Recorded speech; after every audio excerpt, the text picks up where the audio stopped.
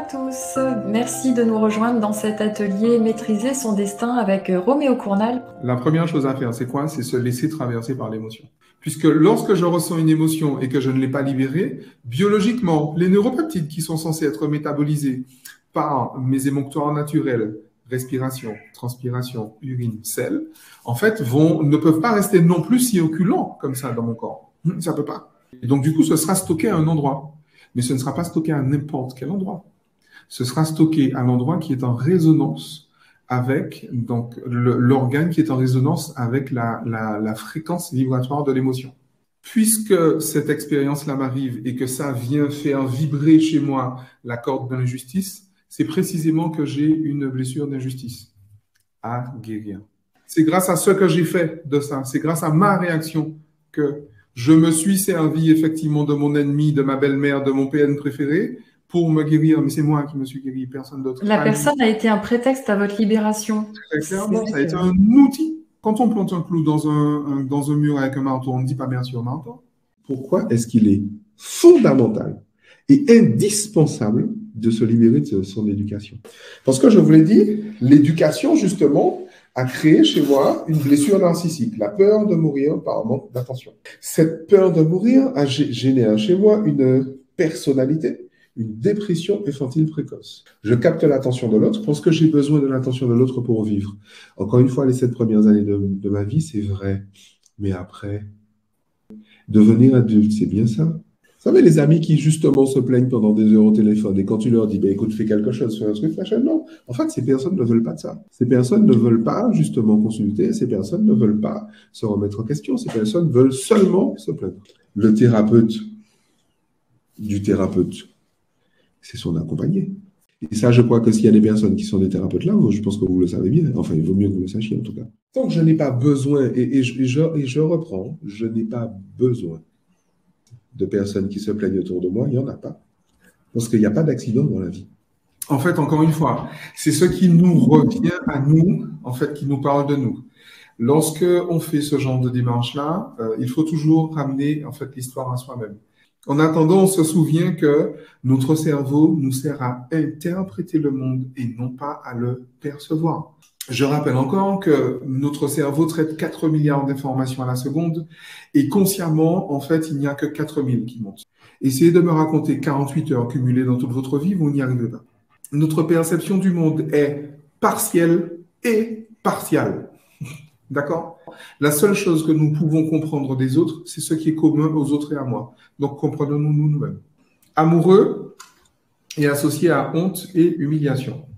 Ma question, c'est comment est-ce que honte et amoureux se manifestent dans la vie de Christelle? Il y a de fortes chances qu'elle ait une vie amoureuse pas géniale, en tout cas ponctuée de scènes, d'expériences de vie qui ont généré chez elle de l'humiliation et de la honte. Vous avez une anecdote. Et rien qu'avec ça, en fait, on peut écrire toute la vie de Christelle. C'est ouf, hein? L'idée, elle est là. C'est que le jour où je suis humilié, à ce moment-là, je n'ai plus peur d'être humilié, puisque je suis humilié. Plus j'ai peur de quelque chose, plus j'ai des chances que ça m'arrive. OK? Par exemple, on a peur que le téléphone sonne en pleine conférence. On a peur que... Alors, c'est même pas le téléphone. Si je dis je fais confiance, je dois être conscient qu'en fait, la personne en qui je dépose ma confiance, en fait, sera quelqu'un à qui j'autorise, que j'autorise en fait à trahir ma confiance. Autrement, il vaut mieux pas que je fasse confiance, il vaut mieux que je prenne des garanties. L'idée est d'atteindre ce qu'on appelle neurologiquement la liberté, c'est-à-dire la capacité de choisir sa réponse émotionnelle. J'ai associé vide à confusion, c'est très bien. Mais qu'est-ce que ça donne si j'associe vide à plaisir? Qu'est-ce que ça donne si j'associe perte de temps à joie? Pourquoi est-ce que c'est intéressant de faire ça? Parce qu'une fois qu'on fait ça, parce que là, ok, je me dis, bon, ben voilà, la vie que j'ai, c'est l'exacte manifestation de qui je suis. Qui est-ce que je dois devenir pour manifester une vie? Une autre vie. Et ça, on va le voir après la pause. Est-ce que vous avez remarqué que quand vous faites un projet, tout votre monde s'écoule autour de vous? Quand vous faites, récemment, il y a quelqu'un qui me dit ça. Il me dit, mon Dieu, Roméo, je ne sais pas ce qui m'arrive. Il m'arrive que des merdes.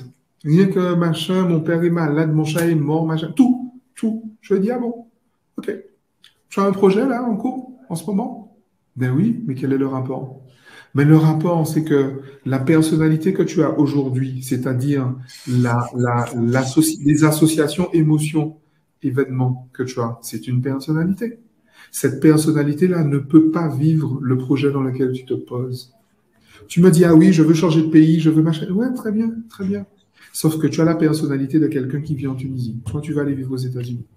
Donc, il faut que tout ton monde s'écroule. Pourquoi? Pour que toutes les émotions qui sont contraires à « je vais aller vivre aux États-Unis » s'extériorisent. Donc, ce qui t'arrive, c'est exactement ce qui doit t'arriver. Je vais provoquer dans mon corps la neurochimie, en fait, de cette expérience-là. Je ne vais pas faire ça pour que ça arrive. Parce que si vous faites ça pour que ça arrive, vous êtes en train de dire que ce n'est pas arrivé. Et vous êtes en train de dire que vous êtes insatisfaite que ce ne soit pas arrivé. Et donc, vous allez manifester l'expérience, l'insatisfaction que ce ne soit pas arrivé. Le séjour coûtait le prix, le séjour en promo coûtait le montant de mon salaire. D'accord? Et je me suis dit, je vais faire un truc. C'est que tous les samedis, je vais aller déjeuner, je vais aller prendre mon petit déjeuner à Charles de Gaulle. Tous les samedis. Mais c'est pas pour aller prendre mon petit déjeuner à Charles de Gaulle. C'est parce que l'avion, il part de Charles de Gaulle. Donc, j'entraîne mon corps dans cette expérience. Je prends... Il y a même des gens qui font leur valise, figurez-vous, et qui vont à l'aéroport avec la valise. Le samedi matin, je me réveille, je me prépare, je ferme ma maison comme si je partais vraiment en voyage. Et je m'assois, et puis je prends un pied. Je suis heureux, je suis dans cette neurochimie-là, je prends mon café, machin, tranquille, ok, je suis à Charles de Gaulle, j'attends mon avion, il va partir.